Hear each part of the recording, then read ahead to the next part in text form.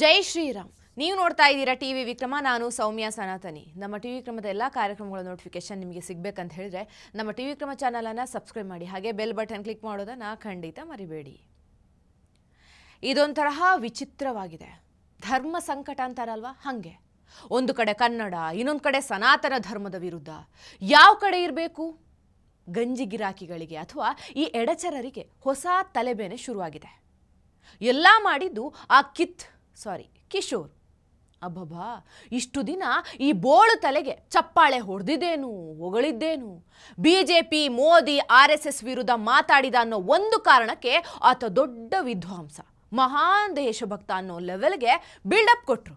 ಆದರೆ ಈಗ ಕಿಶೋರನ ಬಂಡವಾಳ ಬಯಲಾಗಿದೆ. ಆತ ಏನು, ಎಂಥ ದೊಡ್ಡ ಬಕೆಟ್ ಅನ್ನೋದು ಅರ್ಥ ಆಗಿದೆ. ಕಮಲ್ ಹಾಸನ್ ಇತ್ತೀಚೆಗೆ ಒಂದು ಹೇಳಿಕೆ ಕೊಡ್ತಾನೆ. ಈ ಮನುಷ್ಯನಿಗೆ ಇನ್ಮೇಲೆ ಇಷ್ಟು ಮರ್ಯಾದೆಯ ಸಾಕು. ಕನ್ನಡದ ತಾಯಿ ತಮಿಳಂತೆ, ಅಂದ್ರೆ ತಮಿಳು ಭಾಷೆಯಿಂದಲೇ ಕನ್ನಡ ಹುಟ್ಟಿದಂತೆ. இது அந்த ஊரில் இருக்கும் என் குடும்பம், அதனால தான் அவர் இங்கே வந்திருக்காரு. அதனால தான் நான் பேச்சை ஆரம்பிக்கும் பொழுது நான் உயிரே உறவே தமிழே என்று ஆரம்பித்தேன். அதில் தமிழிலிருந்து பிறந்தது தான் உங்கள் பாஷையும். அதனால நீங்களும் அதில் உட்படுவீர்கள். 2-3 ದಿನಗಳಿಂದ ಎಲ್ಲ ಕಡೆ ಕೇಳಿರ್ತೀರ. ಆಮೇಲೆ ಎಷ್ಟೆಲ್ಲ ಕಾಂಟ್ರವರ್ಸಿ ಆಯಿತು, ಯಾರು ಕನ್ನಡದ ಪರವಾಗಿ ನಿಂತಿದ್ರು, ಯಾರು ಕಮಲ್ ಹಾಸನ್ ಪರ ವಕಾಲತ್ತು ವಹಿಸಿದ್ರು, ಇದೆಲ್ಲ ನೋಡ್ತಾ ಇರ್ತೀರ. ನಮ್ಮಲ್ಲಿ ಸೋ ಕಾಲ್ಡ್ ಕನ್ನಡ ಹೋರಾಟಗಾರರು ಹಾಗೂ ಎಡಚರರು ನೋಡಿ ಹಿಂದಿ ಹೇರಿಕೆ, ಅಮುಲ್ ವರ್ಸಸ್ ನಂದಿನಿ, ಮೋದಿ, ಅಮಿತ್ ಶಾ ಹೆಸರು ಹೇಳ್ಕೊಂಡು ಬೌ ಅಂತ ಬೊಗಳ್ತಾ ಇದ್ದು. ಆ ಒಂದೊಂದು ಮಾತು ಬರವಣಿಗೆ ಕೇಳಬೇಕು. ಇವುಗಳಿಗಿಂತ ದೊಡ್ಡ ಕನ್ನಡ ಹೋರಾಟಗಾರರೇ ಇಲ್ವೇನೋ ಅಂದ್ಕೊಳ್ಬೇಕು, ಹಂಗಿದ್ವು. ಆದರೆ ಕಮಲ್ ಹಾಸನ್ ಅಷ್ಟು ದೊಡ್ಡ ಹೇಳಿಕೆಯನ್ನ ಕನ್ನಡದ ವಿರುದ್ಧ ಕೊಟ್ಟರು ಕೂಡ ಬೌ ಅಂತಿದ್ದ ನಾಯಿಗಳು ಕುಯ್ ಅನ್ನೋಕೆ ಶುರು ಮಾಡ್ಕೊಂಡಿದ್ದಾವೆ. ಪ್ರಕಾಶ್ ರಾಜ್ ಈ ವ್ಯಕ್ತಿ ಜಸ್ಟ್ ಆಸ್ಕಿಂಗ್ ಅಂತ ಮೋದಿಯನ್ನ ಪ್ರಶ್ನೆ ಮಾಡಿದ್ದೇ ಆಯಿತು. ಈಗ ಎಲ್ಲೋಯ್ತೇನೋ ಅವನ ಪೌರುಷ, ಕನ್ನಡದ ಮೇಲಿನ, ಕರ್ನಾಟಕದ ಮೇಲಿನ ಅಭಿಮಾನ. ಈಗ ಒಂದೂ ಮಾತು ಆಡದೆ ತನ್ನಗೆ ಕೂತ್ಕೊಂಡಿದ್ದಾರೆ.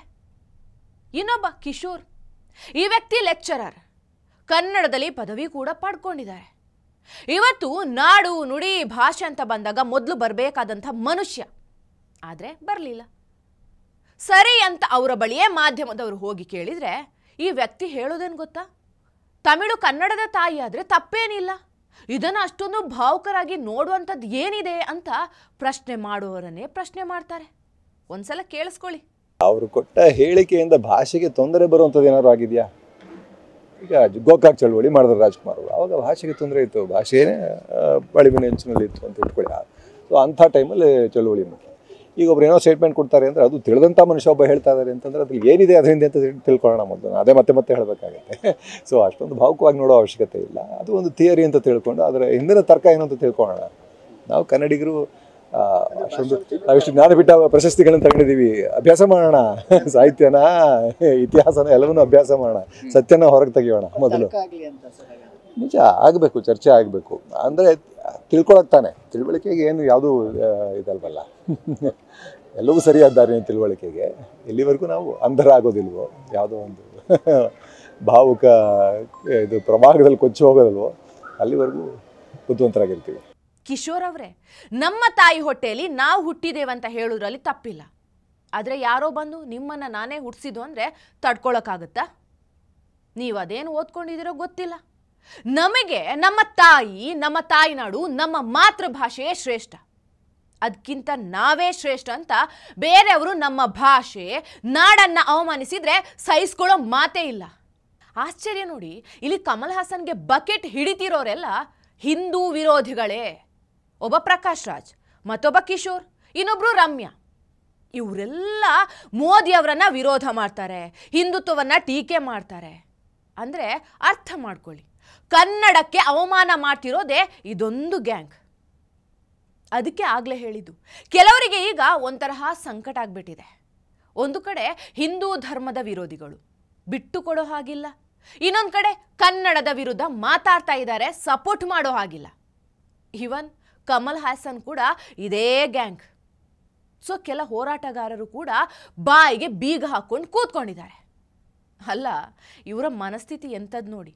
ದೇಶದ ವಿಚಾರಕ್ಕೂ ಇವ್ರದ್ದು ವಿರೋಧ, ರಾಜ್ಯದ ವಿಚಾರಕ್ಕೂ ವಿರೋಧ, ನಮ್ಮ ಮಾತೃಭಾಷೆಯ ವಿಷಯಕ್ಕೂ ವಿರೋಧ, ಧರ್ಮದ ವಿಚಾರದಲ್ಲಂತೂ ಬಿಡಿ. ಇವರೆಲ್ಲ ನಮ್ಮವರು ಅನ್ನೋಕೆ ಸಾಧ್ಯ ಇದೆಯಾ? ಯೋಚನೆ ಮಾಡಿ. ಟಿವಿ ವಿಕ್ರಮ, ದೇಶ ನಿಮ್ಮ ಕೈಯಲ್ಲಿ. ಈ ಕಾರ್ಯಕ್ರಮ ನಿಮಗೆ ಇಷ್ಟ ಆಗಿದ್ದಲ್ಲಿ ಲೈಕ್, ಶೇರ್ ಹಾಗೂ ಕಮೆಂಟ್ ಮಾಡಿ. ಟಿವಿ ವಿಕ್ರಮದ ಕಾರ್ಯಕ್ರಮಗಳನ್ನು ನಿರಂತರವಾಗಿ ವೀಕ್ಷಿಸಲು ಸಬ್ಸ್ಕ್ರೈಬ್ ಮಾಡಿ, ಬೆಲ್ ಐಕನ್ ಒತ್ತಿ.